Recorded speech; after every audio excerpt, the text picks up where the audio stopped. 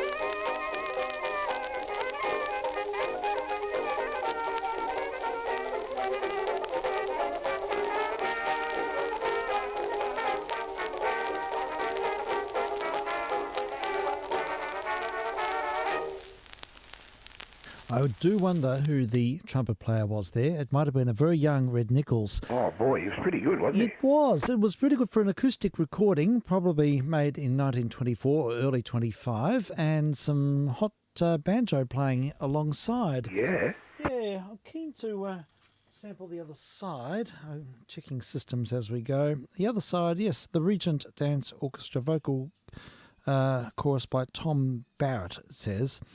Yeah, this one's called Good Night. I'll play it now, not at the end of the program, and we'll see if we get any hot solos on this side.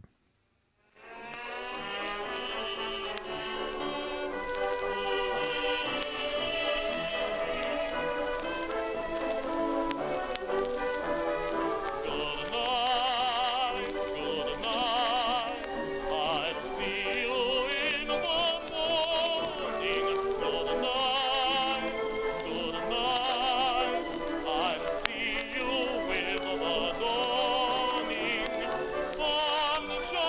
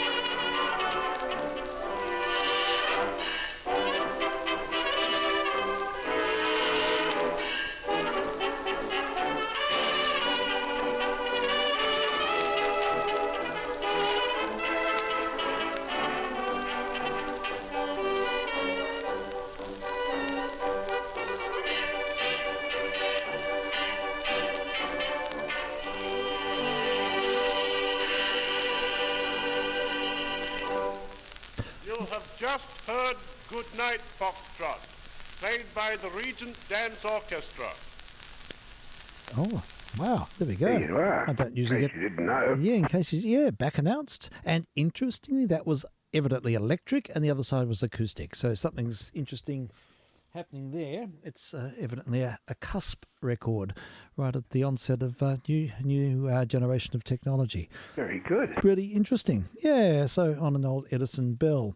Winner record with a big bite out of it. Someone got hungry, I think. Right.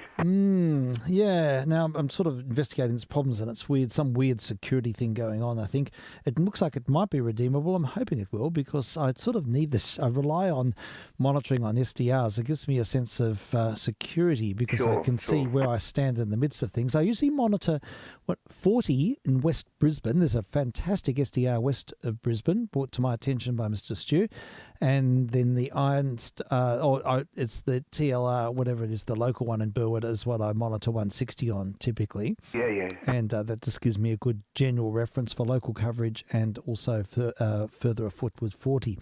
But none of it is working at the moment, because we have everything's out of action. I've got Microsoft Edge. Maybe that'll work. I'll try that now. Right. But yeah, anyhow, well, we'll see what happens. Yeah, so looking forward to, one of the things that I will look forward to is continued programs, and we'll see if we can usher Jamie back in at some point soon. Yes, he did enjoy that, I'm sure. Yeah, absolutely. It was such a thrill having him here the other week. Yes, it was a shame I wasn't... I haven't played the missions yet. I'm saving it up. Yes, it's there. I'm looking forward. Yeah, sure. I've had a bit of a hectic weekend, week. Okay. So yeah, sure. We had a music night on Friday night. Oh, tell me about it, Frank. It was very good, yeah. Yeah. I'll send you the minutes with the links. Sure. I'm keen to know. I wonder, yeah. And did you all contribute, or was it the host contributes typically? No. We all always contribute. Yeah. We had 4 rounds, I think. Oh wow, fantastic! That's a great system. Wow. Yeah. So, can you tell me what you suggested? I played a bit of a mixture. I played some. I played the. Sorry, I lost you there. Played the second and third movements of the Parfatique. Oh, sweet! How beautiful. Yeah, it was. I sort of go for the mainstream things. Yeah. Oh, that's with good. The classics. Yes, absolutely. Yeah. And I played what probably is my favourite Joni Mitchell album. Oh, did you? Which is Blue. Yeah. Oh, good. And I played a lovely track there called Little Green. Oh, okay. Little Green's about her, pondering upon her adopted daughter. Right. She adopted out. Yes. Okay. It's very lovely. Yeah. Oh, I should write that down. What's the name again? Little Green. Little Green with Joni Mitchell. Okay. Yeah, I'll ask. Livia's an absolute fan of Joni too, and she'll probably know this, but I will ask her. Yeah, great. Other bits and pieces. I made one very big error. Uh-huh. I heard a track of a group. Just excuse me, I've got to just stop these feedback. Yeah, sure. No, that's fine. Just attend to systems there. And just a reminder that we are actually going out on 3 frequencies. That's 1865 and 7.285. And what else? Oh, of course, UHF. How can we forget UHF? 433 megahertz. And I'm VK3JR. Yep. Speaking to vk3sl. Yay. And now, I was saying that I made a serious error. It didn't really matter, but I heard on very, very recently on the ABC a track from a vocal octet called Room Full of Teeth, believe it or not. Room Full of Teeth. Wow. And they're from Williamstown, Massachusetts. Mm-hmm. I heard them. I didn't. The ABC fellow didn't say where they were actually from, and this was an interesting track. Anyway, I thought this is, and I thought I'll take a chance and play these people. Yeah. And it turned out they were very experimental. And we all decided we probably wouldn't be playing too much more. So was it like real plink plonk music, was it? When I first found them on the net, Yeah. I saw that they were from Williamstown, and I thought, my God, they're Australian. Yeah, thought a bit and of then a I read local on and group. it was Williamstown, Massachusetts. Experimental modern music group, hey? That's right. Oh, that's fabulous. Right. Not the sort of thing that people typically sit around, in the living room and That's listen right. to. That's right. Yeah. Anyway, good. I'll send you the links. Yeah, do. I always enjoy There's some reading. interesting Yeah. music there. Sure, that sounds great. Yay. I tell you what, Kate's really into Brazilian music in a big way. In fact, she and Liv and a couple of friends went out to sort of a play-in where they all sort of sing and play Brazilian music, and there's a whole culture to do with that style of music. Look, And- I find the teeth interesting. It's worth a look anyway. yeah, They yeah. won a couple of Grammys, and they are highly talented musicians. And, Right. And they do throat singing, and Oh, I mean, really? they're usually they're interesting in a way, but we just didn't find them particularly enjoyable. Yeah, fair enough. I mean, it's got to be something that sort of meets the group vibe. I think doesn't so. it? Yeah, I think those sort of things are very important. But Yeah. for a vocalist, Yeah. who's really into it, such as Kate and Yeah. your children, Sure. they might find it They interesting. may well do. I'll check in with them about that. Room full of teeth. Room full of teeth. I've written it down. So yeah, we can check it out. Good one. All right, thank you for that. That's always good to know of something new. And what do they say? Something old, something new. And there was a Something borrowed, and we had something blue with Joni, of course. yes, that's right. That's He's lovely. true. I keep like her more and more the more I hear. Yeah, I know. Oh, goodness me. All right, well, I'll play another 78. What else have I got here in this pile? Oh, I've already played that one. I haven't sort of looked too far afield because I've been caught up with this computer thing. So, I tell you what I can do. I can have a look through some of these transcription records. Oh, whoops, I've just lost my headphones. No, I haven't. No, they're still on. I can still hear. Now, I've got Jamie brought with him a whole stack of Program World Service 2GB AWA processed transcription discs of incidental music. Right. And there's all manner of things here. Ted Heath and his orchestra is the next one on the pile, and Dick Gaspar and his orchestra on the other side. I don't know. Should we give it a bill? Sounds good. Yeah, we could. I'll play one or two of these, and I'll see if I can get this information together, because I would like to resolve this computer thing if I can. Now, just a reminder, these are 6-inch transcriptions, and we'll be playing them barefoot, so you'll get all of the hash, unfortunately. In fact, vinyl usually sounds quite good, so it may not be as bad as we think. So what have we got? Dick Gaspar and his orchestra, and the first track on this one's called A Fella Needs a Girl. Good title for a song.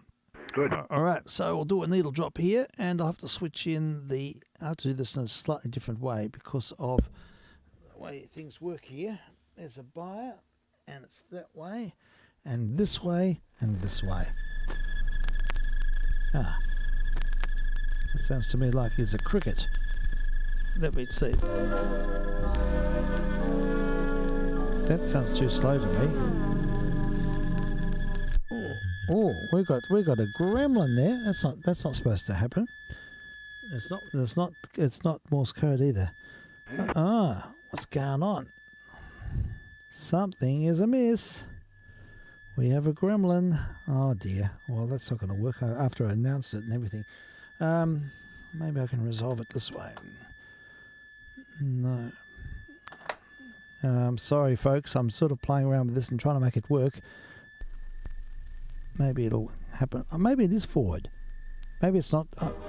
Maybe it's not lock groove. All right, we'll try it this way. See if it happens. See what happens.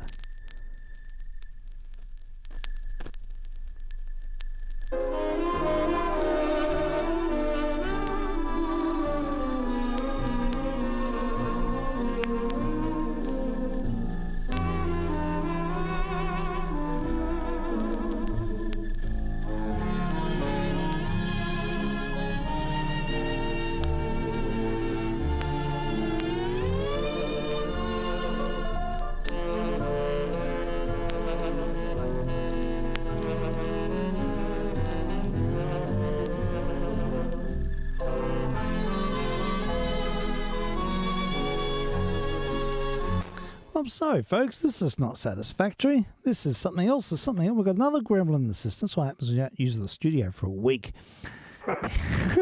It's ridiculous, isn't it? All right. Sorry about this, everyone. All right. We'll try yet another system. I don't think this is going to work. All right. What am I going to do?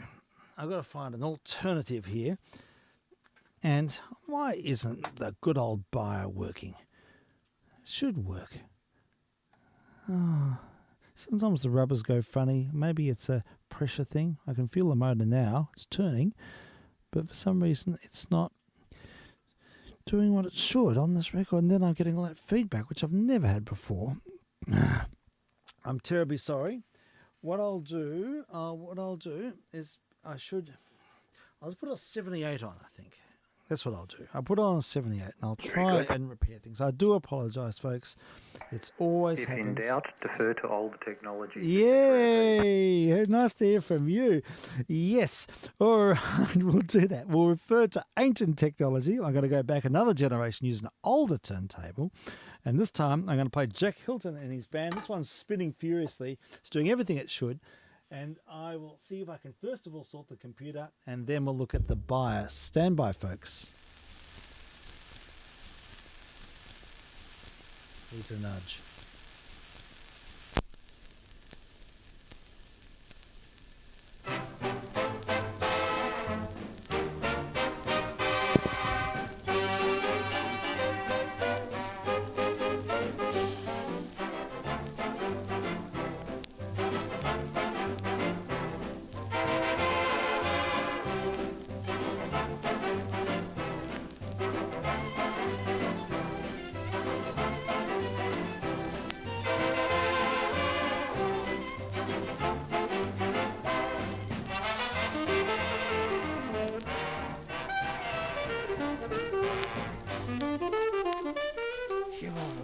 Jacket of blue, she kept a little jacket of blue, and all the sailors knew just why she wore his jacket of blue. She asked the leaves that fell from the tree, she asked the breeze that came from the sea, where can my lover be? Oh, won't you send him home to me? She climbed aboard each whale lad, and she would say to every sailor, tell me true, where is my boy in blue? oh my, Help me to tell me what I can do. the truth they never told her, and each one tried his best to console her. Day by day, until she wasted away. Oh, poor girl, Day by day, oh, my mind. till she wasted away. She wore a little jacket of blue. She kept a little jacket of blue. And all the sailors knew just why she wore his jacket of blue.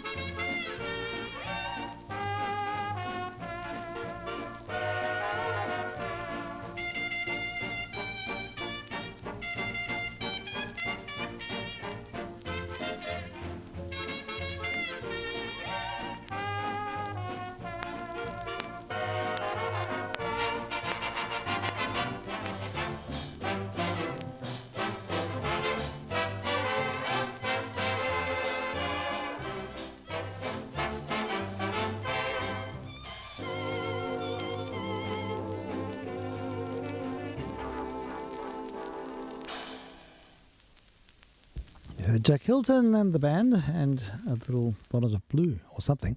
Okay, I'm partway through this process, and we'll just keep the music rolling along rather than whinge. Very good. Yeah, we'll just do that. So it won't take long. I'll get there. Something will happen soon. If it doesn't, we'll change course. All right, here we go. Jack Hilton, side B. Life begins at Oxford Circus. This recording back in 1930 mumble. 32, thereabouts.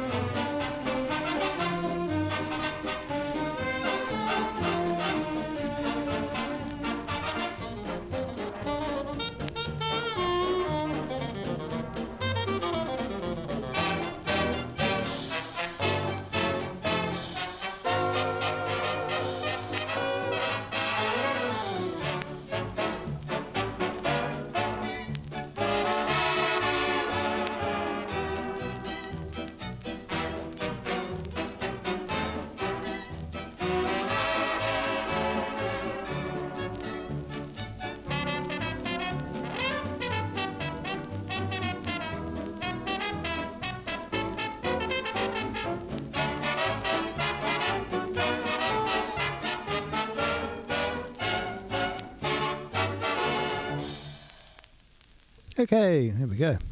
That was Jack Hilton and the band, and we are just trying out things here, hoping to make some progress, but no luck yet. So sorry, Frank. Sorry, No, Frank's Jewel. It's nice to hear from Mr. OP as well. We caught up at the recent fest, which was really good. Yeah, I'll spend another 5 minutes on this. 2 more sides, and if I don't resolve it in 2 sides, we'll just work without it. But I've got that itch, that itch of determination when something goes amiss. This one here is Harry Archer and his orchestra, and it's from the film or the show Sunny, and this one goes back to about 1926, and big hit for the time. Name of the track is Who. We're playing barefoot today.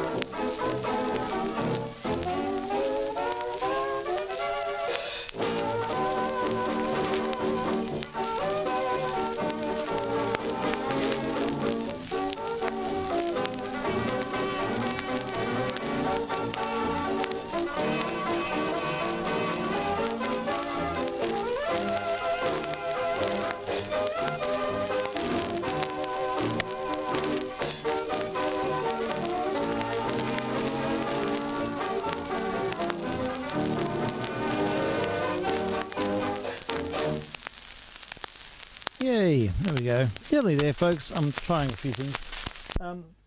So bear with me. We'll try another one now. We'll play the other side. The other side is Sunny from the show of the same name, and we begin with Harry Archer and his band on a Brunswick 78. Thank you for your indulgence, folks. I appreciate it.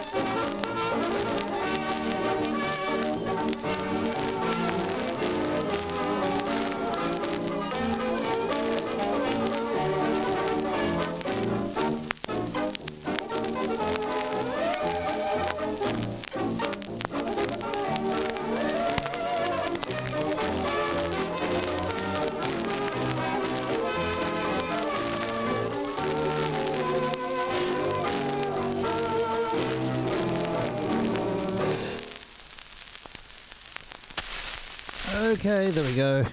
I'm going to give up on this. I'm going to shut it down and leave it for another time because I don't want to be distracted by the boredom as the traditional language for computers in our fraternity. Right. And it's not what I need. Yeah, it'll get there. It's fine. I thought it was an easy fix. I could play 78 to it. My main concern is, the monitoring can be replicated on anything, but the playthrough system is unique to this, and it sort of kept me tethered to Windows 7 because of its application, and now it's doing this weird thing of not giving me permissions to do anything. It sounds a bit viral to me or something. I know Windows 7 dried up years ago and it's all sort of out of whack, and you know how it is. So, yeah, anyhow, enough of that. We'll continue on our journey and find more records to play. And yeah, what have we got here? I'll see what I've got. I've got a few piles of records around me. Is that Mr. OP came on before? I know, he did. I know. It's so good to hear from him. If you're still there, good day, Frank. Yes, hello, Frank. Yeah. Yes, hello. I am here. Hello. Good to hear your voice.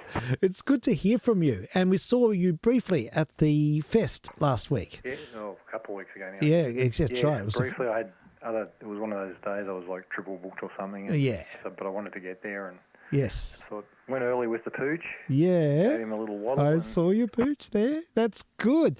And you came in the right way, because if you go to the McCubbin Street entrance, it's really hard to get in. It's in front of park. Oh, no, it's also parking. And, Yeah. and getting out the other way is very easy. And Yes, it is. Worked out well for him because I could go Yeah. for a stroll through the park. Yeah, through the park. It's good. So tell me, did you get any goodies? Yeah, a few bits and pieces. Yeah. Little bits. Okay. Got a nice old Tokyo high power antenna tuner from Drew. Nice. Nice sort of, I've got the really big one here, but he's Yes. just a sort of interim one, and it's Yes. no frills, no meters on it. It's just a good, solid, old school tuner. So Yes. they're always handy to have for little things. So Yeah, totally. at the price of Yeah. these days, I wouldn't be able to buy one of the variable capacitors in it for that price. So. Yeah, totally. Understood. Yeah. Excellent. Well done. And I noticed they had some old school graphic equalizers there too, with the 14 dB travel on them, which is, I was very tempted actually, but I picked up just a basic Behringer unit, Okay. like a stereo, third octave thing, yeah. a while back Mhm. as an incidental on Yeah. one of the fests a few years back. The guy was selling, apparently his son had a studio or something, Yeah. and I walked past it, and it was one of those, you're walking past, you're not really looking for stuff like that, and then Yes. you do this because there's something there, and you do that double take visually. Yes, I know. And what was bundled in with it were the digital stage boxes for my digital mixer here. Oh, that's And amazing. they're That's incredible. essentially a piece of Cat 5 Yeah. connects between the main mixer tub Yeah. and one of these, and it gives you another 16 channels in and 8 out Oh, that's extraordinary. remotely. Remotely too. And there were two of them, and the price for the whole lot was less than Yeah. a quarter of what one of these boxes costs on their own. Oh, very good. That's amazing. You did really, really well. Oh, the school I work at just chucked an ADAT controller in the skip. I was a bit sad about that, but I suppose that's ancient now, isn't it? No one uses Yeah, well, it.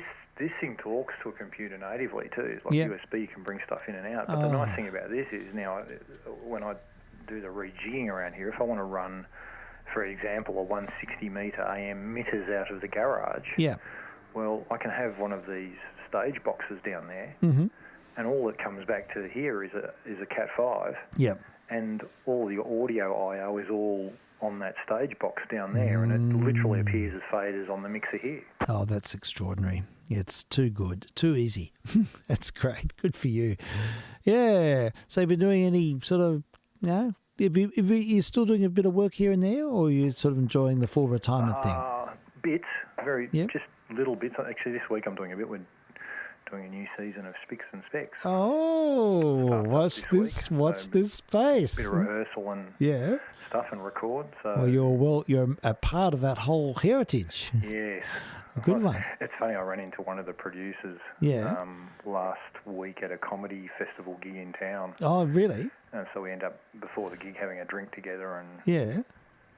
and he said The rest of it's he said- history. And he's been on the show for a fair while, not Yes. since its first days, but certainly a long while. He goes, said, "Oh, you're an institution. I'm glad you're there." Oh, okay, sure. I'm sure. That's fun. That's really good. That's one of the few things I watch on free to air. I used to. Yeah. It's good fun. Well, I really enjoyed like last year's season that we did, and now this the same formula. They're incorporating a lot more live music back into it. Yes. So each episode was ending with a full live performance, Yeah, it's fabulous. and that's That says a kind lot. of the main reason why I'm there. Yeah, the- of course. the music Absolutely. component. Oh, that'd be just so good. It'd be just so good just being there in that environment, and there must be a real buzz with so many people, aficionados, just sort of all in the same place, feeling the same vibe. It would be just really good. Yeah, and it's kind of the big extended family thing. Yeah, too. A totally. bunch of the producers, crew, and the cast. Yeah. Like certainly with Adam and Alan and Miff. Yeah. I know them. Well, I'm thinking this year must be the 20th anniversary, because I think it started in 2006. Okay. Yeah, what evergreens they are. Yeah, that's incredible. That's true. They They had are. another crew to do the program, and it really didn't work at all at one point, I remember. Oh yeah, yes, they did, and I was a little bit disappointed though, because I thought that they were good talent. Yeah, Josh was the host. Adam was the head of one team, comedian, and what's her name, Ella Hooper, who was from Killing Heidi, was the team captain on the other side. Mm-hmm. And I thought they were good talent. I just thought that the company didn't back it very well from a plugging it point of view and giving it air and space to sort of get its own legs, to the point where, which I thought was a little bit rude, at the time that we were shooting that and it was going to air, in the foyer at South Bank, they still had PR posters from the original cast from the old did they? series while these guys were in. Oh, that's not fair. And I thought, that's not really fair. No. Not giving them a fair chance, really. No, not at all. That's the difficulty that you have when you're taking over from such an entrenched team that the audience, well, the viewing public are sort of still looking for the oldies and constantly comparing them. Yeah, I thought they were okay. I really like Ella Hooper as a talent. I think she's very good. Yeah, absolutely. And so is Adam Richard, very sharp. Again, very musically knowledgeable. Certainly they're both different to Alan and Miff, but, of that in that same ilk of within the industry to a degree, big understanding, a lot of musical knowledge, So, yeah, I think if it had been given time, it probably could have done better. But as you say, that's big boots to fill, and it's the old story. Like even when for instance, if you've got some sort of serialised drama or even a remake of a movie where producers recast, new actors into roles that are established and known, it's really difficult for the new cast to pull it off. I can well imagine, yeah. Yeah, absolutely. would be one of the hardest things. Oh gosh, that's good though that you're back on board, and it's an enduring, institution in its original guise. Yeah, it'll go. Well, I think we're doing 12 eps. Wow. So it'll go. I imagine it'll probably start on air pretty soon. So, Yeah. Okay. And then I don't know if they'll do what they did last year, because I think what they did is they put about half of them to air earlier in the year. Yes. And then it had an on-air hiatus, and then the rest of the episodes went out later in the year. Okay. So maybe that's the approach now, I don't know. But Yeah, anyway, maybe. we produce them all as a whack at the one time. Do you ever do 2 shows a day? Yeah, that's what we're doing. Wow. Yeah, so it's 2 half hours on air. How do they keep the energy going for 2 shows? Oh, look, they know they totally new audience. Oh. Audience in and out, reset in between. Yes. Yeah, for the cast. Yes. For the main 3, Yep. it's the hard for them, because Yes. by the end of the second show, They'd be whacked, and they've got to keep their energy up. correct, they're spent. Yes, totally. And even for us, like, you're getting into the tail end of that second show, and you can, Yeah. you're working hard on the concentration. Oh, definitely. I can well imagine that. Gosh, yes. Amazing. Yeah. For a half on air, we're shooting, hour and a half. Really? Sometimes goes two and a bit. Wow. I hope all the cutting room stuff's out there somewhere. If they keep it. Oh, yeah, I don't know. I know the producer, the main producer, who's heavily involved in the edit, Anthony, Yeah. cuts it pretty hard. Does he? I don't know how much they keep. I think they archive interesting bits Yeah, right. for maybe specials but Yeah. they're also mindful. While storage is cheap, Yes.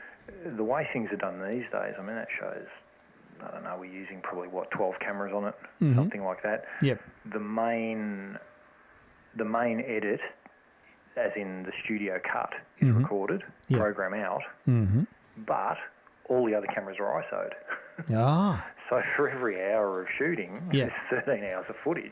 Oh, God, that's enormous. That's a huge redundancy, isn't it? Wow. It means they can re-edit any segment Yeah. any way they like. Yeah, I suppose it does. But it's a massive cachet, that is. Yeah, so, Yeah, it's nice. a couple of shows, 26, Yeah. plus hours of Oh, footage. yeah. That's astonishing, actually. Yeah, well, it could live on for perpetuity and reinvent itself. It could be almost a completely different show, cut from from different tangents. You could sort of change up the whole vibe. Easily, yeah. Yeah, but that's quite interesting but part too. of that is Ant lets because the games are a framework predominantly Sure. to draw out stories from the guys, the guests, particularly if they're musicians or comedians, and they've got a lot of life experience and tales from being on the road. Yes. Which is what they're after. Of course. The games are just a mechanism to draw that out. Yeah. And so Ants is prepared to let it run. Mm-hmm. Yeah, And- then and- you'll and get a the game kernel on you air want. might be, theoretically it's 5 minutes. Yeah. But sometimes you might get one of those things goes 20, 25 in studio because there's a good yarn being told, and he'll let it run, and then he'll just cut the eyes out of it later. Yeah, I get it. Often you do sense that it's almost jolting because you get a feel for a particular rhythm, and then I remember this, and suddenly, whoa, we're in a different space. Yeah, at times it almost feels like he's got the cleaver in there. Yeah, it does feel like that as a viewer, but I think people are sort of expecting that with reality type programs these days. That's also the problem with a half-hour show. When Yeah. we were doing the 1 hour reps, Yeah. the specials in between, Yeah. there'd be more room to breathe. Yeah. They didn't need to be cut as hard. Why do they make it half hour? I mean, It's Jesus. just going back to the formula. I think it's the old story. Have a really good half hour and leave them wanting more. Oh, yeah, okay. But you'd still be wanting more after an hour, I reckon. Oh, yeah. Oh, I don't know. No, it's just, look, it's...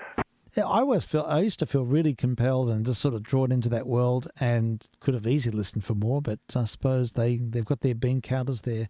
Yeah, someone's watching the reactions. Maybe there's a worm out there, a virtual worm. Yeah, look, these days, even ratings have changed because, of course, the on-air feed is one small part these days. Yes, I suppose the on-demand streaming stuff is the predominant audience. Yes, now. I expect it is. That's true. It's really that's the. Yeah, it's the time shifters that they've got they're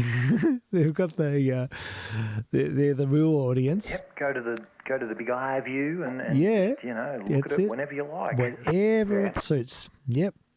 That's right. Yeah, quite extraordinary. So do you think free-to-air will sort of eventually evaporate or turn into something? I don't know that it will evaporate, but I do suspect what's going to occur is it will become the cheaper cousin. And I'm also looking at, just from the perspective, again, talking about bean counters and the way the world's run. Yeah. I'm also looking at, predominantly in capital cities, as an example, how long it will be before the bean counters and people look at why are we running these big transmitters on mountaintops, which we now no longer own. Once upon a time, each network owned its own and did it all. Now that was all sold off, and there are a couple of companies like TXA and whatever that own those. Yeah. And so essentially, ours is looked after by them. Yes. We beam a signal up to them, and they put a TWR up there. That costs, obviously, however much to have the technical backup to repair things, plus the ongoing running costs of the power bill of running a, however many tens of kilowatt transmitter 24/7. That's it. Surely there's going to come a day now with technologically where we're at, where the beam counters say, while we're doing it, we can send all this stuff down the platform via the net, particularly in capital cities. Yes. Fair enough, rural areas, that's a bit different. But in capital cities, there's no reason why now literally the iView platform can have one part of it can be literally the on-air feed. Indeed. And it's already there. Yes. But you can push that, hey, everybody's now got smart televisions and God knows how many smart devices in their house. Yes. We don't need to transmit a signal across the air that costs X millions of dollars per year to run. Yeah. We'd get rid of that and people can just connect to it however they want to connect to it. And I have to say that you can get a pretty good feed off just a phone line even if it's a bit flaky. Yeah, Kate and I were away for a couple of days, and we had very, very poor internet on our phones, but we were able to kick back and watch a movie without any problem at all. It was still fine. The buffering's improved. And particularly if you're prepared to, in that environment, you go, well, I don't need to see it in 4K or something. I'll watch it in HD or even, Yeah, totally. It's good enough. And a huge number of people watch on their phones or on their device. Reduce the bandwidth. Yeah, totally. So, interesting perspectives. I think that makes complete sense. And the reality is that free-to-air ratings have fallen dramatically. So hence also free-to-air revenue streams, particularly for the commercial end of the networks, have fallen dramatically too. Like a 30-second ad in prime time free-to-air is so much cheaper these days than what it was at the height of its popularity. A prime time during the evening news or those primary premium evening dramas were horrendously expensive. Yes, of course. Now those slots are cheap as chips. Yeah, that's match quite... the fall in audience. Yeah, absolutely, Frank. And so they'll be looking at that going, well, really crunch time will be when this service isn't paying for itself. We're not going to subsidise it at a loss. It's going to get boned. Yeah, eventually. I suppose, I wonder what the demographic is who watch free-to-air. It's probably over, I'd say, almost all over 50s. It's a much older demographic, Yeah. Very old, rusted on. The kind of people that still go, go home, watch the news at 6 or 6:30 or 7 o'clock, whatever their habit is. Yeah. And then into the, that hour or two of shows after the news. And that was always the big evening. The news will lead you into that's right, into their evening. Into their next program. That's right. So the whole programming in the way that was portrayed and pushed was quite it's a cultural critical. norm. It became sort of the lounge room sort of vibe, really. It was the TV tells you all. And the plan was if they could capture you on that one channel and hold you for the night. Yeah, that was their aim. That was their aim, yeah. Very interesting. I think that probably is changing. Most young people I know don't have any... Imagine people bounce around like crazy. They would. And I think most people just use their tablets or use their phones or just sort of dial stuff up on their smart TVs. It's really, and move all over the place. When I'm down there watching stuff, I rarely watch, real free-to-air. It's all mostly streamed stuff. Video on demand. I can't even remember the last time we watched free-to-air in our household. I can't even think of it. It's been years. We just don't ever watch it. We use the telly a lot because there's a lot of Netflix shows. It's just a collection point for a whole bunch of stuff now. It is. That's right. And We're the same. yeah, it's interesting, isn't it? So yeah, we moved beyond, and that's my generation is so. It would be sort of. Not that I'm necessarily representative of my generation. Well, so even case in point, like a few weeks ago with the big, the Artemis launch for the now the just finished moon mission. Yeah. Now, for me, it was significant because one of my earliest childhood memories is sitting on the floor at school. Yep. When I was age 5. Yeah. Watching Neil Armstrong step onto the moon on a black and white television. Yeah. In primary school. Incredible. And huge impact on me. And so now here I was a couple of weeks ago watching the Artemis launch on my big flat screen television on YouTube. Yeah. Yeah. On a dedicated NASA channel. Yeah. And yeah, incredible. That's it. That's the go-to place. That's the platform. Yeah, it's just incredible. But it's getting a lot more streamlined or a lot more efficient. I think I'm sort of noticing. I don't know. Maybe it's just the my own sort of backup, but it seems to be pretty flawless on the whole. I think what you're starting to get to is a lot of niche programming outlets. Yeah. Like you're getting particular streams or channels. Be they YouTube, be they whatever. Yeah. That are really aimed at a very particular audience. Yes. Or billions of micro producers. Yeah, exactly. People... and as an example, I watch, something I know, Wayne kind of watches a lot of this guy, Veritasium, and that channel's evolved a bit. Mm-hmm. But it's a very science-based channel, but really, really clever, well-produced stuff, like some amazing material. Watch that all the time and stuff like it. And then there's a bunch of music channels that I watch, artists that I'm into. So you directly, I go, I know so-and-so's releasing a new album. I don't have to wait till it appears on a show like Countdown on a Sunday night. Yeah, exactly. I go straight to the artist's YouTube channel and I can see the latest film clip. You can. It's 3 seconds after it's been put up. Amazing. Yeah, totally. Middleman's gone in many respects. Interesting. Yeah, but I notice, there is a strong concentration. I mean, I got YouTube Premium because I use it for this program and I don't want ads. And for my own private listening, I probably use YouTube more than anything. But the prevalence of shorts is the latest thing it's like the TikTok shorts and Instagram shorts. And I think that's partly too, isn't it? It's playing into the newfound short attention span. Yes, but it's so there. It's so omnipresent. It's so easy to fall. I find it. I mean, it is to fall down that rabbit hole. Away from the real short stuff a bit because I find it annoying.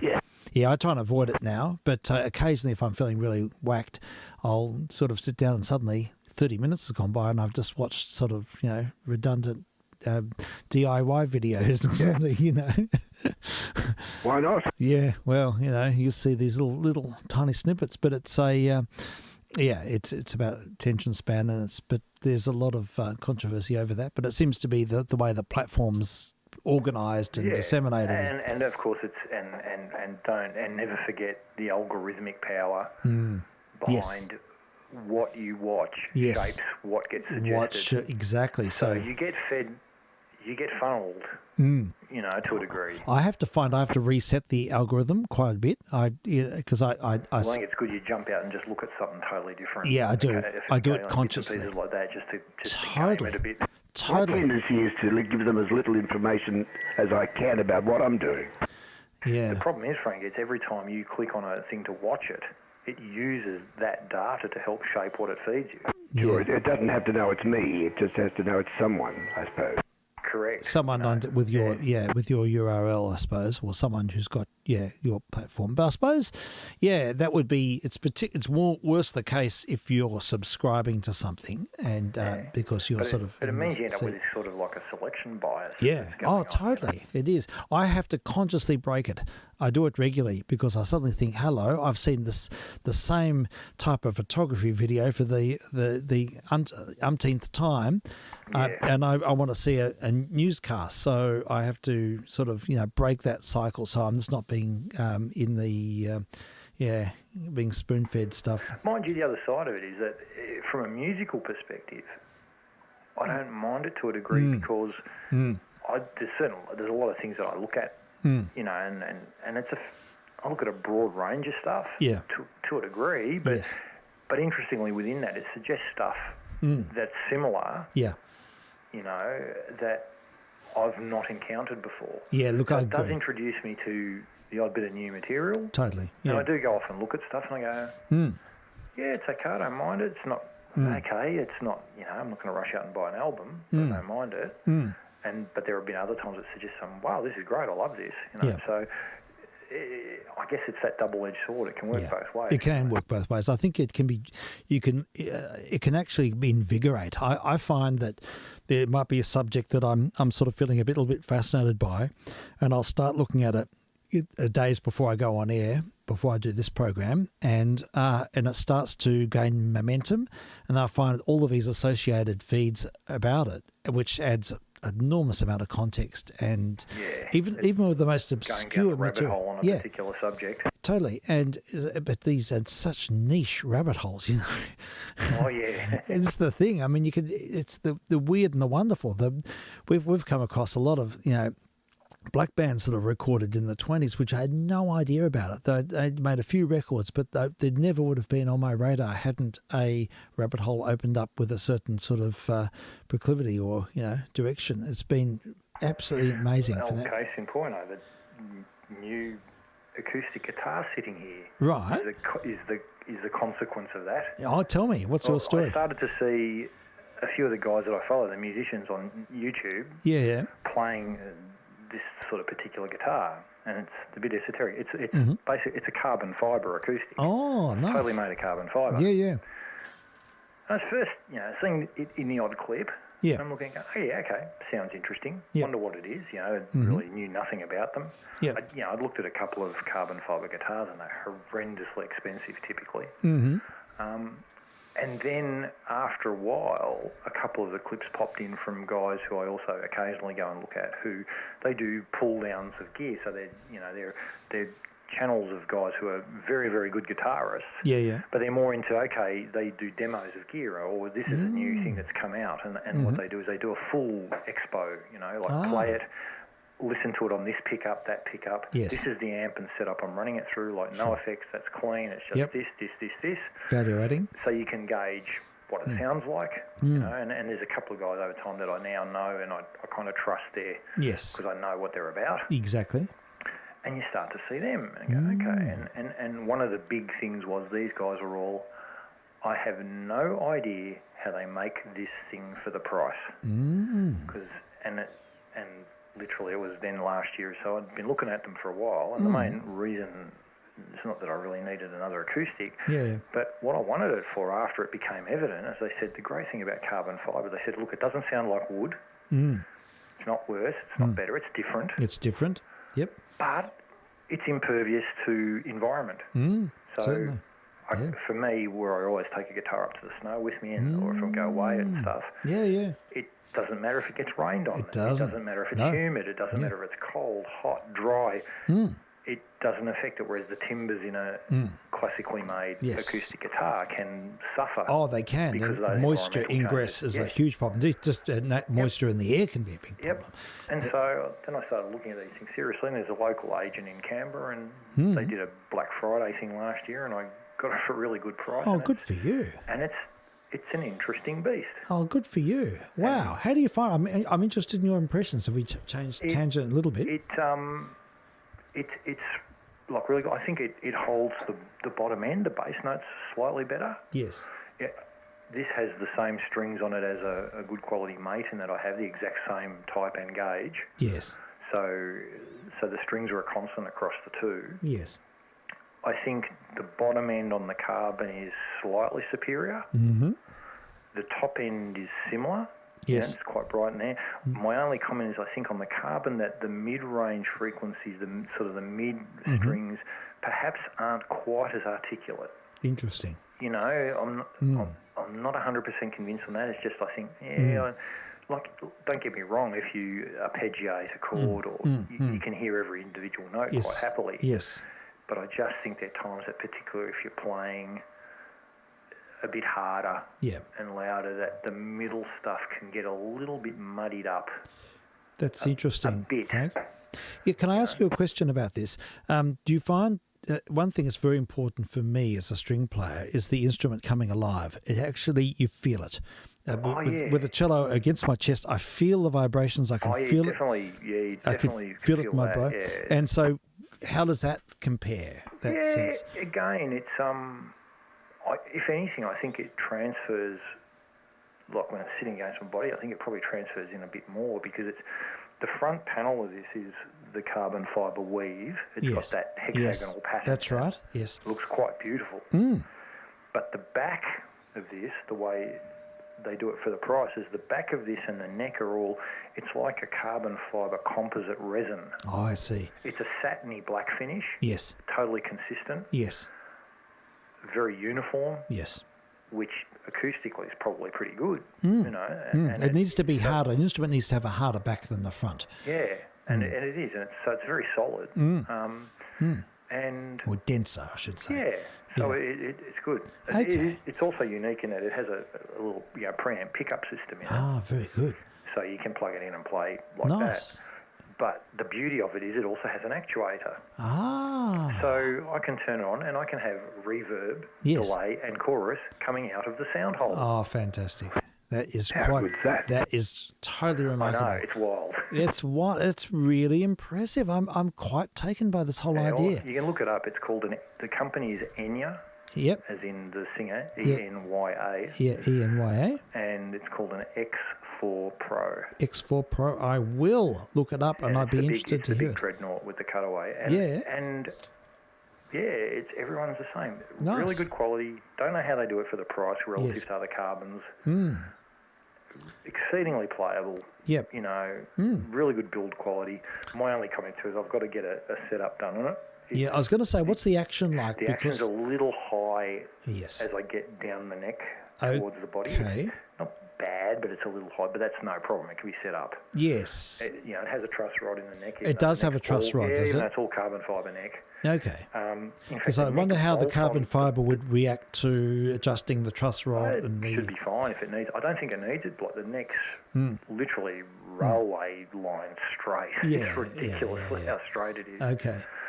So it's just the bridge that might be. Yeah. Okay. So it's probably just the bridge, a little bit of shaving of the bridge. But the interesting thing is the neck bolts on to the body. How interesting. And it looks like so in fact, if you look at it side on across the top of the soundboard, sure, you can actually, where the neck, the frets that come back over the body, underneath the neck, there's actually a tiny little gap between the soundboard and the neck. Ah, right. And so there's even, I think, cause that you can adjust the whole neck up and down relative to the body. Okay, well, that's a very adjustable. I need to find a local, Lucia setup guide.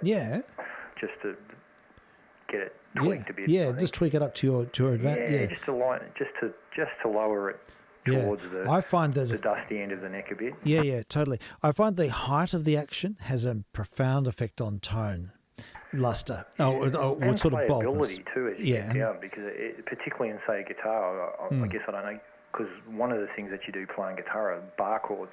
Yes. Where you're holding, you need to have something. Neck. That's right. And when you get down the neck, and if the action's high, that becomes tiring. Yes, of course. You require a lot more pressure. And then your tension builds up and stuff. And that creates issues. Yeah, I totally understand that. Yeah, no, that makes sense. No, but look, very interesting. And how about the weight of it? It's actually heavier than my wooden acoustic. Is it now? Yeah, really? I was surprised by that, but no, it's maybe about 1.5 times. Yeah. It's heavier. I've heard cellos, carbon fibre cellos played, and I haven't actually played one myself, but I'm very impressed with the sound. They're amazing. Well, I think a double-blind test would be a little bit scary for some people. Absolutely, because I think the beauty of it, like, don't get me wrong, wood and particular tone woods have their beautiful character. They do. But carbon as a material, because it's so strong, so uniform. Yep. There's got to be benefits to that. It does. It raises some interesting philosophical points because a wooden instrument is natively, it's a bit fickle. It depends on the moisture in the air, and you learn how to handle all of its idiosyncrasies. Yep. Whereas an instrument that's just profoundly even and easy to play, well, that's good from one point of view, but suddenly you have a different relationship with the instrument. Yeah, but also in the context of this, I bought it so, go away, sitting around a campfire, totally, a bit of a play, totally. Sprinkle of rain. No big problem. deal, I just wipe it down. Okay, I might need a new set of strings because they've tarnished. Okay. Totally. Yeah. One of the characteristics with wood, especially with bowed instruments, is they tend to get better as they get older, do they not, Steve? They sort of dry out. And they dry out, and the varnish has sort of intrinsic qualities like a skin, and the nature of the varnish, the pliability, the varnish has its own resonant sort of. It's a bit of a dark art, but I think that and even that changes as some of the finishers develop their own patina as they get older. Exactly. Yeah, it's hugely variable. And I don't think they really understand. I think the woods dry out. I know that, for instance, one reason why Stradivarius instruments are very good. I was just going to ask you, do you think they would have sounded as good when they were made? Probably not. And the other thing is that and yet they're probably the best in their day. Yeah, they're part of that also, I think, is the quality of the woods. Well, the woods. This is it. Because of what's been happening worldwide with old-growth forests and stuff, is that much of that beautiful old tone wood is extremely hard to get now. Well, see, that's it. The Italian wood they used for those great instruments in the 17th century had been matured for a couple of hundred years before. Yeah. So it's actually wood that was used for lutes and for other instruments, and it was stored and dried. Stored, dried in a fairly controlled environment. Exactly. Aged. Yes. Shrunk, done whatever it's going to do. Yeah. It's kind of done it. Yes, exactly. So it's now very stable. It was very stable. So that's the mitigating factor. But having said that, a double-blind test will always show that a modern instrument will sound better. Yes, I've heard that. Almost every double-blind test with great Strads compared to the best modern instruments, the modern instruments come up better. And that's interesting because I feel, even with guitars, there's a lot of mythology about older classic guitars from the 50s, the 60s, the 70s, and some of them are very, very good. Yeah. But I think the flip side of that is some of the workmanship and the quality control available today, and with CNC and computer control cutting, so that the timbers are cut with absolute precision today. Yes, laser cut. And that the average run-of-the-mill instrument today, as a level of quality, is just so much higher than it used to be. Yes, absolutely, orders of magnitude. Yeah. And they tune the plates. I think that's the reason why modern instruments sound so good, is that they tune. You got to have every note in the chromatic scale resonating. Yeah. And then they've got to have a harmonic relationship. And I've watched them. They used to tune them with iron filings, now in the last 50 years. Spectrum analyzers. Yeah, exactly. They use signal generators and spectrum analyzers to actually look at the molecular characteristic of the wood, and they look at patterns and they look at resonance, and they can actually map it out. It's a science. It's done, quite categorically. But traditionally, it was done. The tone was done by ear. And the likes of Stradivarius and those other makers, he just tuned the instruments. He had workshops. There's 900 Strads. Not many people can make 900 instruments in his lifetime. That's incredible. I had no idea. Yeah, well, I think 600 survive. And he was making instruments until his 90s. He did have a long life. But what he would do is just get his workshop to bash them out, and then he would tune them up by ear and then varnish them. Oh, boy. And so it's the tuning. It's tuning of the plates. The reality is much of the lore of Stradivarius, his instruments, are down to his ear. Yeah. Totally. His art. Yeah, that's his art. Yeah, so he'd tune up anything. You could just give him anything and he'd tune it up. And the instruments had a characteristic because he would have quality controls, and he'd have the same, you know, he'd probably have Good thing tears. he wasn't like Beethoven then. Beethoven. No, you wouldn't. He'd struggle. No. Well, Beethoven sort of, I was reading an account of Beethoven and how, you know, he just listened for frequencies. He could feel it. Yeah, but I'm just, Yeah, I know in what terms you're of saying. tuning an instrument. Yeah, I know. You wouldn't hear the overtones. You know Evelyn Glennie? Oh, yeah, and Evelyn Glennie, yes, of course. She feels the frequency. Yes, she does. I saw her in performance in 1989 or 90. And, yeah, she walked on stage barefoot. She's profoundly deaf, and she did a huge percussion concerto with the London Symphony. Yeah, wow. And, you know, but she feels it all. Feels it through the... Yeah. So they had all her percussion elevated, and she just walked on bare feet, and she could feel the whole thing. It's just remarkable. It is remarkable. I got to meet her. Wow. Yeah, I did. And so, yeah, after the program, I was blown out of the water. She's an amazing musician. Now, she can hear a little bit, so she can hear very low frequencies. Yes. And so it sort of suited the percussion in a way because impulse sounds and, you know, she could sort of react to, but she had no sort of really... The mid-top end. No. It was just sort of like resonance, yeah, and it was mostly by feel. It was a combination of feel and a sort of impulse recognition, I suppose. But interesting. She's a remarkable instrumentalist. Oh, totally. She's one of the great percussionists of our time. I know. Yeah, totally amazing. So, yeah, it's an interesting field, the whole business, but it is interesting too what double-blind tests say. I think that from the carbon fibres I've heard, they sound pretty damn good.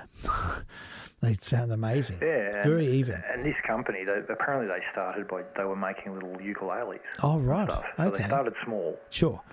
And kind of got the art down. Yes. And then just went up into the guitar range. Oh, fascinating. And bang, and you know, and it was mainly because the guys that I was watching, seeing play are extraordinary players. Yes. I think one of whom I've pointed you at, that Lucas Stricagnoli, the Italian guy who does covers on 1 or 2 or 3 acoustic guitars at once. Yes. So he can literally play 2 different parts on 2 guitars at the same time. Amazing. And saw him playing one. And thought, wow. Well, that's interesting. And then a couple of others, and thought, wow. Well, okay. So that piqued my interest. So then I went, what are these things? You know? Yeah, totally. Oh, that's quite fascinating. It's great to get your feedback about that. I think it's. I think we've got to see a lot of developments in that field with sort of advanced technologies and things. We can I imagine too, thinking about the orchestral end of this, like if you got a cello or viola or even say a double bass made of carbon fibre. Yeah. I guess a couple of things. One, the longevity of the instrument. 2, particularly for a travelling musician, you're travelling a lot. Yeah. The fact that they're so robust. Sure. There's got to be a lot of plus in that. Oh, there definitely is. I think a lot of people who do modern type gigs or busk a lot, that sort of thing, they are a real bonus. And I know people who use them for that type of purpose.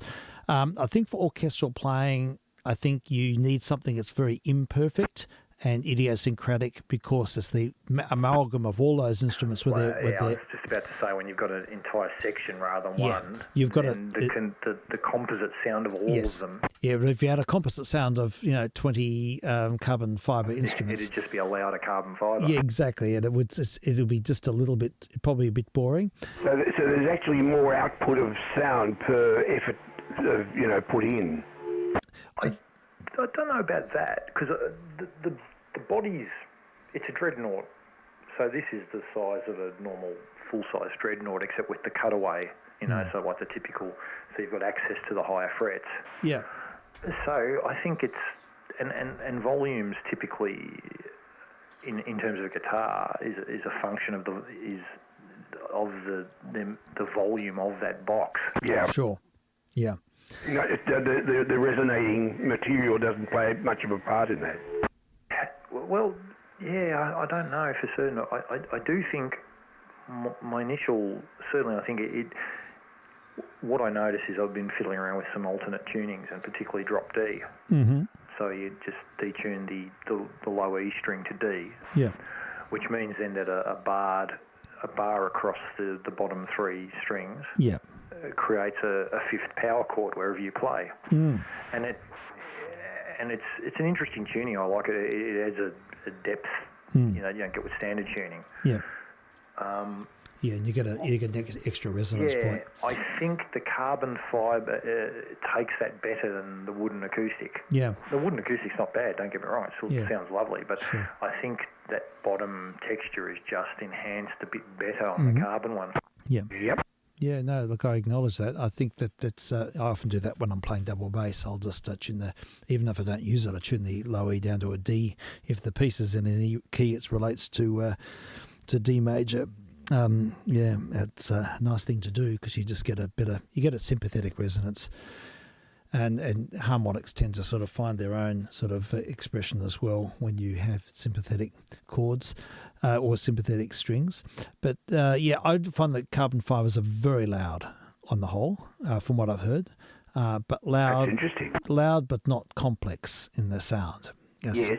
That would be the way I'd describe it from a string point of view. Loud and compelling and really good for busking. Probably good for practicing because they're so true, but it's not a complex sound. It's not a sound that's got issues. You know what I mean? It's not harsh or edgy. It can be. It can be actually more harsh and edgy. All right. Yeah, it can actually. You don't really want harsh and edgy, do you? Well, often if it's harsh and edgy under the ear, it projects and Perhaps finds. for certain types of music you do. Yeah. But Folk music, perhaps, Yeah, perhaps. But I often find that harsh and edgy sounds, even 20 metres away, is completely different. It does. You get a frequency fall off different with distance. You do. And the edge. It's not a flat fall off. No, it's right, exactly. So you get sort of like a stronger. A slightly edgy sound, a rough sound, can be project very well. And it's been said to me many times that I used to have a cello which was very edgy under the ear, almost distractingly so. It was quite acrid, and but projected really well. And from the audience point of view, it sounded fine. That's interesting, isn't it? So the off-axis response is different. Yeah, totally. That's true as well. Totally, but the sound next Same to with the ear, speaker. Yeah, exactly. With the ear next to the instrument, and just when you think about the box on be it a cello or a guitar or a violin or that's essentially what it is, isn't it? Yeah. It's a basic form of loudspeaker. It is. It's an acoustic amplifier. And again, how much we value wood cabinets. I mean, for speakers, it's the same sort of thinking, I think. Yes, indeed, it is. Oh, there you go. And passive resonation. I'm sure somebody must be making carbon fibre box loudspeakers. Oh, they would be. Oh, they would have to. They have to. But I think loudspeakers, it's more about the cone, and an inert... the cone, of course. And an inert box is an advantage rather than a resonant box. Dead box is always... Yeah. That's the holy grail, isn't it? Yes. Yeah. Yeah, it is. Absolutely. So, I think it's a slightly different sort of... It's a different philosophy. Yeah, I think a really alive box Unless, can be... of course, you're using a transmission line. Oh, yes, that's right. Well, that's right. That's a bit important. of tuning. Yeah. Yeah, that's an interesting point, actually. If you're using a transmission line or a backloaded horn or something like that, the quality of the wood can probably have some intrinsic value, but it's dark art, really. And I don't want to get down the audio foolery line because it's another rabbit hole. It is another rabbit hole. Huge, isn't it? It is, and it's so. And look, the ear is so subjective too. You can sort of you can contain things, and I certainly subscribe to the psychological aspects of listening. Well, that's the other thing about this, is that the sound hole's not in the classic position either. Ah. So it's up on the shoulder. Oh, really? Above the neck. I must have a look at this. On the front. Yeah. That's the top. Cool. Okay. So as a player, it's the sound hole where it's emanating from is closer to your ear and closer to you. Yes. Which I think that changes the way you perceive it. I don't know if it changes perception out the front. Yeah, sure. But certainly to me, that's part of it. Yes, indeed. So it's very different in that regard too. Yeah. You would think that'd make it sound louder to you, wouldn't you? And I think it does to a degree, but it's still, and again, that's only me listening to it when I'm playing it, is that I think, yes, the bass end is accentuated a bit. The top end is very good. I just think in the mid-range strings that maybe it's not quite as articulate there as the wooden one, you know. Sure. And that's very subjective, you know. It's hard to tell. You'd almost have to side by side. Can I ask you, do you get wolf tones on guitars? Do I get what? Wolf tones. Like on string instruments, you have they're full of them. There are registers where you get like a double resonance, where the frequencies interact, and you get like a super resonance. Like a heterodyne. Yes, it is. Oh, yeah, to a degree you can. Yes, I mean, I used to have one on my good cello, which I've sold now, but that instrument used to have one that was so bad that it'd open up the seam on the side regularly. Wow. Yeah, it just absolutely jumped. So you have to put on I've never encountered that on a guitar. Yeah, you have to put on. It doesn't happen, but Yeah. maybe because the scale's shorter and you don't get the energy, or Yes, there's a bit, and using a bow, you draw more sort of current out of the instrument, so to speak. yeah, because you think about a bow and you're pushing the entire length, you're getting much more drive. Exactly, you are. And so we have to use what's called wolf note suppressors, where you have this little metal thing that connects to the string, and you tune it by positioning it relative to the bridge to the tailpiece, and you find it's just like a damper. it's a damper. Yeah, you've got to tune it to the frequency, and what happens is it'll resonate with the wolf note and take the edge off it. Wow. And so all my instruments have those. That it's absolutely necessary, because every cello has got a wolf note on F sharp or F or sometimes E, and it affects all registers. So you've got to play less on those notes always. Wow. Otherwise, it'll just suddenly sound really loud on those notes. You're disproportionately loud. And then the same thing affects the harmonics. For instance, if we've got a wolf note on F natural, the open A string glares.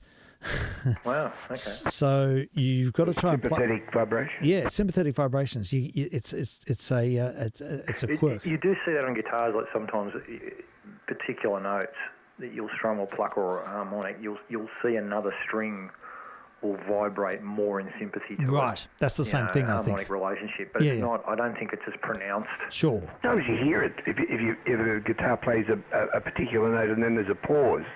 While the pause is on, you can hear other notes. And you can get a subtone, and it's like a nana goes. And you get another, a frequency. I think there's some players, but there's certainly utilisation of that harmonic stuff, particularly in modern playing. There's a lot of guys use pinch harmonics. Right. To push it, to deliberately extract the stuff. Yeah, sure. Yes. Oh, yes, sure, I know what you mean. Yeah. What about transients? Did you notice any difference in playing the acoustic, the plucked transients? Yeah, I don't know. I don't know if the attack's any different or not. I think perhaps the sustain is a slightly bit better. Yeah. Because it's such a solid, uniform material. Yes. That when you've got a vibration there, it tends to go quite well. So it's quite a good sustain. Well, see, that's another fickle aspect of a lot of strings. You get some notes that sustain naturally, natively, much more than others. So you've got to play around with that. I don't know how much. I really haven't noticed that the attack sounds any different, really. It may, but it's not something that's kind of stood out to me. Interesting. No, it's really. I mean, I obviously love the whole sound, but the attack of an acoustic guitar is a thing to me that sort of sorts it out from the electric guitar.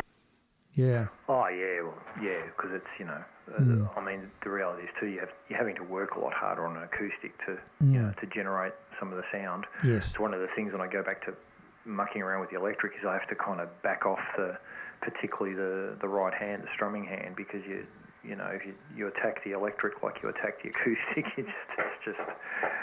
it all gets very jangly. Yeah, you got to adjust your technique accordingly. It's interesting. I wonder if sort of people who are doing a lot of playing, if that's something that causes fatigue, or I suppose musicians adapt to what instrument they know their instrument, and they just adapt natively. But I find going with different action heights. For instance, I'm going from double bass to cello, or cello with a very high action and a big sound to one that's very low action.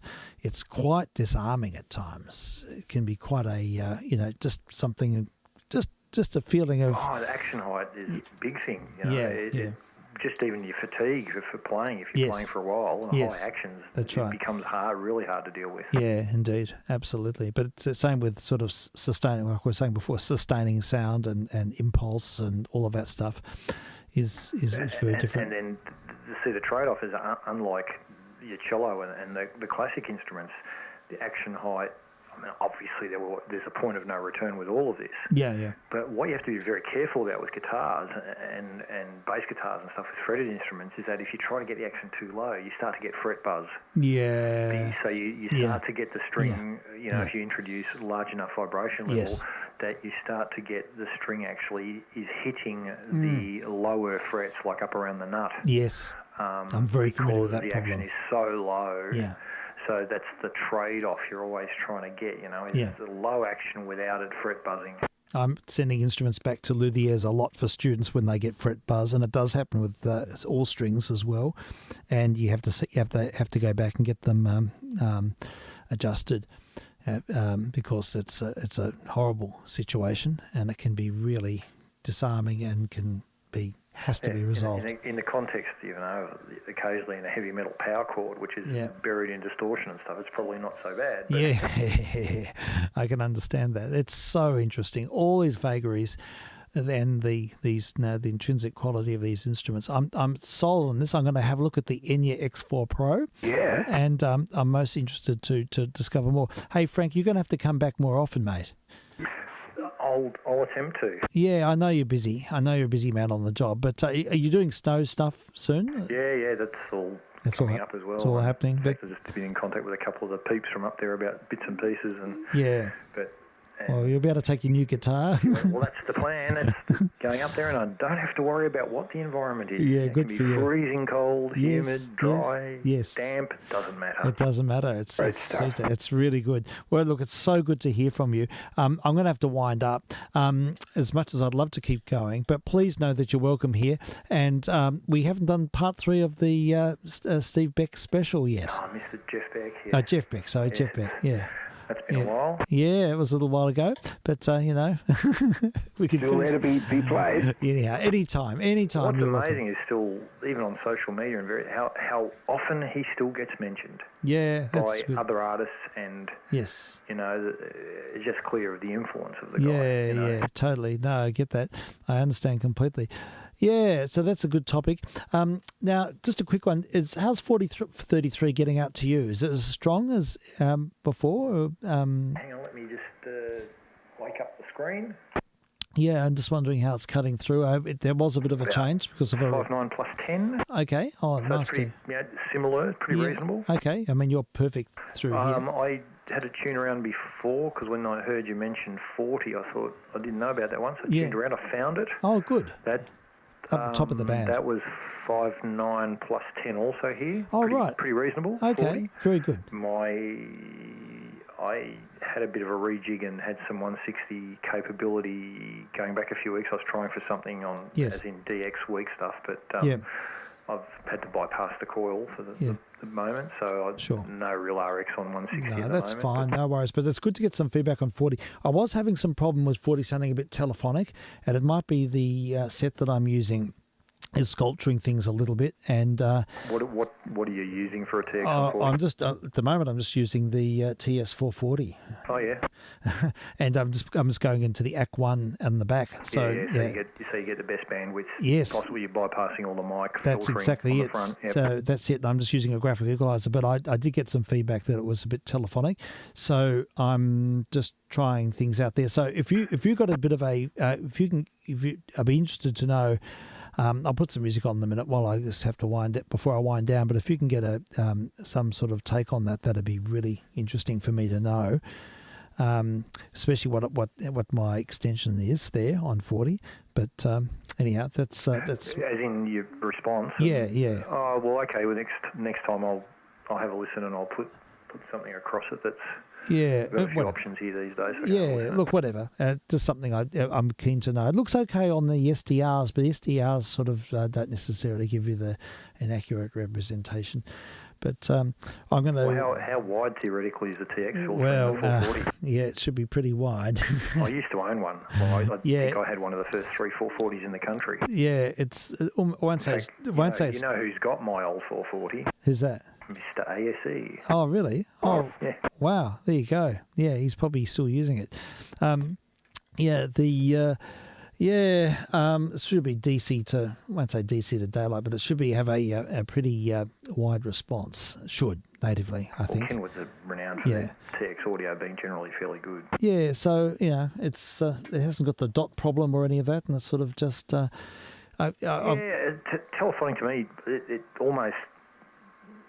My gut feel instinct is that there's a bit of RF feedback or something there. It could be on the feed. That's very in which possible. Case I'd be probably looking at whatever lead you've got going into that accessories port is having as many turns around a toroid or something. Yeah, I've got a few. Choke the RF characteristics off as hard as you can, which won't affect the AF frequencies. Yes, that's actually very good information. I will check that situation. I do have some, but it's very, very possible that that it needs more.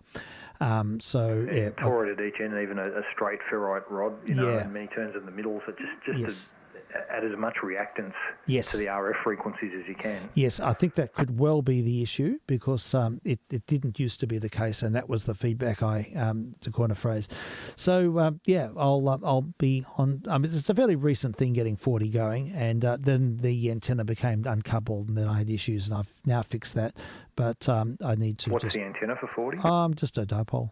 Okay. Just a tuned dipole to this frequency, and it's only about 10 meters above the ground, but it's which is interesting because as you get into the go through dusk into night, if you're doing the late night stuff, you'd probably find your NVIS, your local coverage is very good. Yeah, later on it is, but I don't even worry about it for the late night show.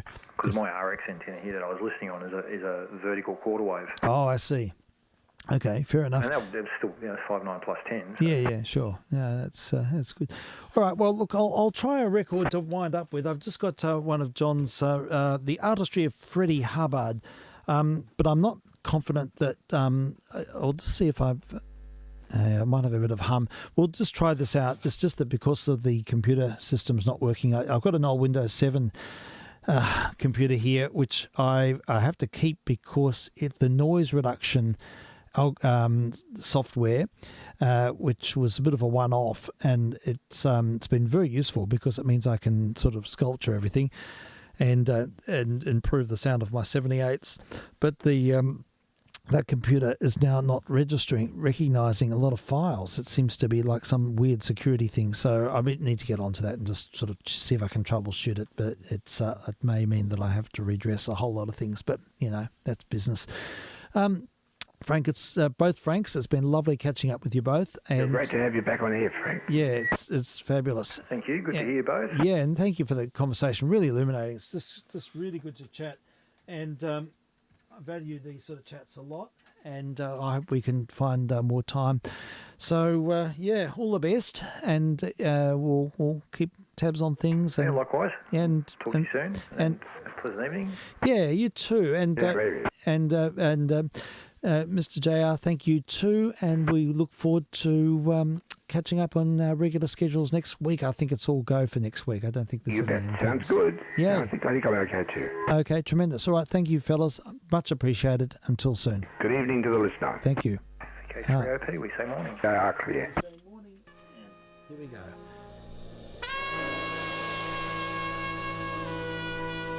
And I should say I'm vk3sl.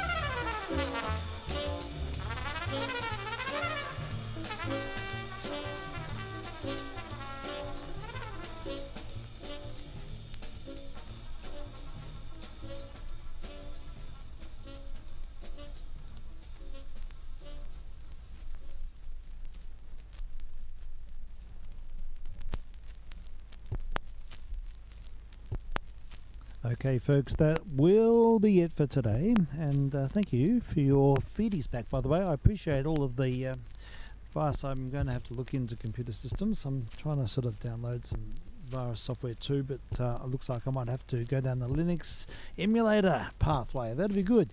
But I'm going to have to try and find this software if I can. I've been listening to the artistry of Freddie Hubbard, and this is a great record, Universal Pressing, courtesy of Mr. F. Thank you, folks, for listening. Look forward to your company next time, next Friday, all being well. Until then, cheers for now.